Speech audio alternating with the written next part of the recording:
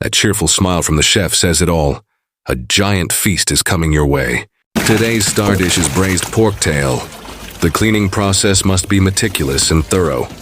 The tails are blanched with ginger and scallions to remove any odor and enhance the aroma.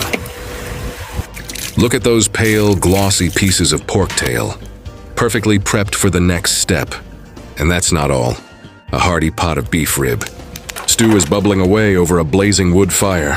Now it's time to marinate. The sizzling spices fill the air with an irresistible fragrance. And here comes the giant industrial chopsticks. The tails are now coated in a rich, glossy amber hue. Mouth-watering. Lid on. Heat low.